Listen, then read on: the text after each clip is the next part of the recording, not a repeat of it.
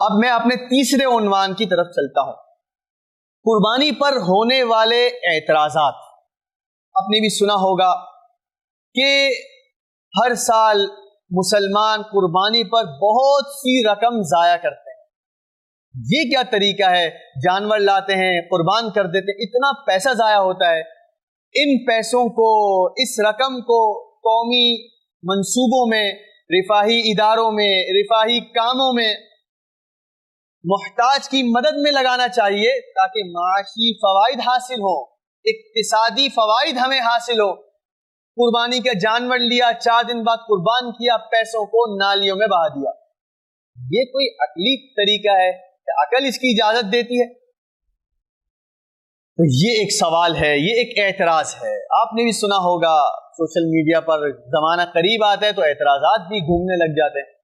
اب آپ اس کا جواب سمجھیں اور پھر دفاع کریں۔ سب سے پہلے ہم اس بات کو سمجھنے کی کوشش کرتے ہیں اس سوال کا منشا کیا ہے، یہ سوال کیوں پیدا ہوتا ہے، ایک لبرل یہ سوال کیوں کرتا ہے؟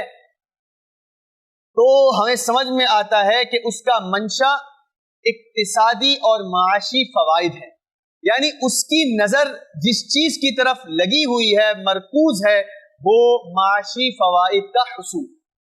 بہت اچھی بات ہے، معاشی فوائد کا حصول، بہت اچھی بات ہے۔ میں یہ بتا دوں کہ ایسا بالکل نہیں ہے کہ کسی نے علمی طور پر کتاب و سنت کا مطالعہ کیا ہے اور اس کو قربانی کا حکم نہیں ملا اس لیے قربانی کی مخالفت کر رہا ہے، ایسا بالکل نہیں ہے۔ قرآن و احادیث اس کے احکامات سے بھرے ہوئے ہیں۔ مسئلہ صرف اور صرف مادہ پرستانہ سوچ ہے اور معاشی فوائد کا حصول۔ اگر ہم تمام احکام کو اسی میزان میں تول کر دیکھنا چاہتے ہیں تو پھر قربانی ہی کی قید کیوں ہے؟ ممکن ہے آج کوئی یہ کہہ رہا ہے کہ اتنی رقم ہم خرچ کرتے ہیں، ہم اس کو قومی منصوبوں میں خرچ کرتے ہیں، ہم رفاہی اداروں میں خرچ کرتے ہیں، ہم ہاسپٹلز بناتے ہیں، ہم بینکس بناتے ہیں تاکہ پاکستان معاشی طور پر ترقی کرے۔ تو اگر یہی مقصد ہے تو پھر قربانی کی کیا تخصیص ہے؟ ممکن ہے کل کوئی لبرل اٹھ کر یہ کہہ دے کہ اتنے لوگ دن میں 5 مرتبہ نماز پڑھنے مسجد جاتے ہیں، کروڑوں کی تعداد ہوتی ہے اور ہر نماز میں 10 سے 15 منٹ خرچ ہوتے ہیں، 5 نمازوں میں تقریباً 1.5 گھنٹہ ہو گیا۔ اگر ہر مسلمان، ہر شخص 1.5 گھنٹہ کسی معاشی فوائد کے حصول میں لگا دے تو کتنا پاکستان کو فائدہ ہو۔ چلو بھائی نماز کا حکم بھی ساقط کر دو، کیونکہ معاشی نقصان ہو رہا ہے نا۔ مسلمان نماز کے لیے چلا جاتا ہے، کوئی 15 منٹ مسجد میں بیٹھا ہے، کوئی آدھا گھنٹہ بیٹھا ہوا ہے، اس کو معاشی فوائد میں لگاؤ، اس سے معاشی فوائد حاصل کرو، ٹھیک ہے۔ پھر کل کوئی لبرل اٹھ کے یہ کہے گا حج کتنا لاکھ روپیہ خرچ ہو جاتا ہے، ہر سال اتنی لاکھوں روپے تم حج میں خرچ کر دیتے ہو، 9 لاکھ 10 لاکھ روپے، اور پھر وقت لگتا ہے، کوئی 40 دن کے لیے جا رہا ہے، کوئی 30 دن کے لیے جا رہا ہے، کیا کرنا ہے؟ بس پتھر کی عمارت کو دیکھنا ہے، اس کے چکر لگانا ہے، کل میں آنے والی بات ہے۔ بھائی اتنا پیسہ خرچ کر دو، آؤ پاکستان کے اداروں میں، رفاہی اداروں میں خرچ کرو، پاکستان کہاں سے کہاں پہنچ جائے۔ تو مطلب کیا ہوا کہ معیار، میزان، ترازو، مادہ پرستانہ سوچ معاشی فوائد کا حصول ہے۔ تو جو اسلامی حکم اس میزان پر پورا اترے گا اس کو تو ہم قبول کر لیں گے، اور جو اس میزان پر پورا نہیں اترے گا اس کی نفی کی جائے گی، اس کو مسترد کر دیا جائے گا۔ تو آپ بتائیے کیا ہمارے پاس یہی ایک معیار رہ گیا ہے کہ ہم اسلامی احکام کو اب معاشی اور اقتصادی فوائد کے میزان میں تولتے پھریں؟ کیا احکامات اتنے کمزور ہو گئے کہ اس کا میزان یہ رہ گیا ہے مسلمانوں کے پاس؟ ایسا بالکل نہیں ہے۔ چلیں اگر آپ کو معاشی فوائد کا حصول ہی مقصود ہے تو ہم قربانی کا جائزہ لیتے ہیں معاشی پہلو سے، ہم اقتصادی پہلو سے قربانی کا جائزہ لیتے ہیں۔ کیا آیا قربانی کرنے میں معاشی نقصانات ہوتے ہیں؟ تو ہم غور کرتے ہیں تو ہم جب دیکھتے ہیں تو ایسا بالکل نہیں ہے۔ جب ہم قربانی کرتے ہیں تو اس سے ڈھیروں معاش وابستہ ہیں، اس سے ڈھیروں فوائد وابستہ ہیں۔ کتنا معاشی فائدہ ہو جاتا ہے۔ سب سے پہلے آپ اکنامکس کا، معاش کا یہ اصول یاد رکھیں، کسی غریب کو وقتی طور کے لیے پیسہ دے دینا یہ معاشی مسائل کا حل نہیں ہے۔ انہیں معاشی ایکٹیویٹیز فراہم کرنا، उनका रोजगार चला देना, उनका कारोबार चल पड़ना, ये माशी फवाइद का हुसूल। अब आप गौर कीजिए कुर्बानी के, आइए आप जो हम ईद कुर्बान के अंदर करता है उन पर गौर कीजिए। सबसे पहले आप देखिए उन लोगों को जो सारा साल जानवरों को पालते हैं, उनको अच्छी खुराक खिलाते हैं, उन्हें फरमा करते हैं। क्या मकसद होता है कि इस कुर्बानी की ईद में उसको अच्छी रकम में फरोख्त करके पैसे हासिल करेंगे। तो अगर आप कुर्बानी के हुक्म को बंद कर दें तो आपने इन लोगों के रोजगार को बनाया है या बिगाड़ा है? तो इन लोगों के रोजगार को बंद कर देना ये कौन से माश का उसूल है कि जो कुर्बानी का जानवर इसलिए पाल रहे हैं कि इनको फरोख्त करेंगे, आपने कुर्बानी का हुक्म बंद कर दिया तो आपने बहुत ज्यादा माशी फायदा हासिल कर लिया या उन लोगों के, लाखों लोगों के कारोबार को नुकसान पहुंचा दिया। आइए आगे चलिए।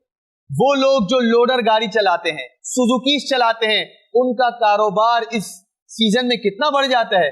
जानवर को उठा के एक जगह से दूसरी जगह ले जा रहे हैं, गल्ला चारा उठाकर एक जगह से दूसरी जगह ले जा रहे हैं, कितना कारोबार माश उनका बढ़ जाता है। और फिर जो कसाई कुर्बानी के जानवर को कुर्बान करते हैं और उजरत लेते हैं, उनका कितना कारोबार बढ़ जाता है। उसको रिफाही इदारे भी इस्तेमाल करते हैं, उसको मदारिस भी इस्तेमाल करते हैं और कौमी इदारे भी इस्तेमाल करते हैं, लेदर की चीजें बना करती हैं, कितने लोगों को मजदूरी मिल जाती है।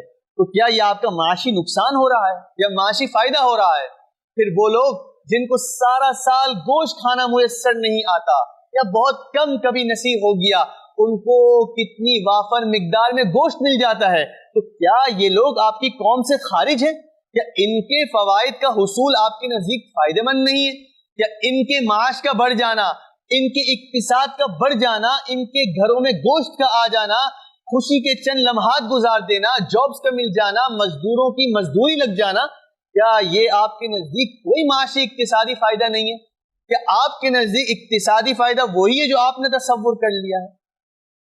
तो आप इन पहलुओं से सोचें तो कुर्बानी के अंदर अल्लाह का हुक्म भी पूरा हो रहा है और माशी फवाइद का हुसूल भी हो रहा है। ये तो मैंने इन लोगों के एतराज को तस्लीम करके जवाब दिया कि इनको यकीनी तौर पर खैर ख्वाही है गरीबों के साथ, फुकरा के साथ, कौमी इदारों के साथ। लेकिन बात ऐसी भी नहीं है, बात ऐसी नहीं है।